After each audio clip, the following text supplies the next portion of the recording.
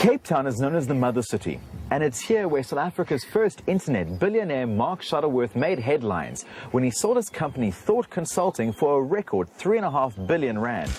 Most people are familiar with that story, but did you know that open source played a large role in his success? The US had a bunch of laws which tried to regulate how cryptography could be used by American companies doing business internationally.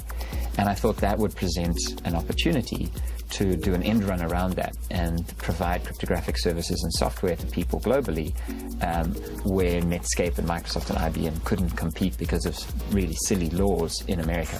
And because I'd become familiar with open source software, I knew that the tools, the web server tools are available, and I knew that the cryptography tools are available. It was just a matter of putting those two together. It was a way of starting to meet the engineers who did the cryptographic work for Netscape and for Microsoft.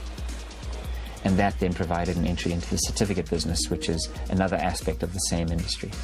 What exactly is a digital certificate? A digital certificate is a way of making sure that you know who you're actually talking with when you encrypt communications. Basically what you do is you both agree to trust some third party, and that third party issues a passport to you and I, and then we can communicate using those passports.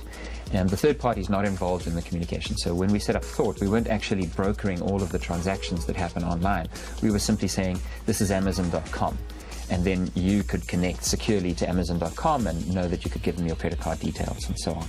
So a large part of the business is the reputation that the issuing authority has. Many businesses in the States never even really thought to step up and try to get into that industry because they thought it would be dominated by the Ernst & Youngs and the IBMs, people with a strong established technology or trust relationships and reputations.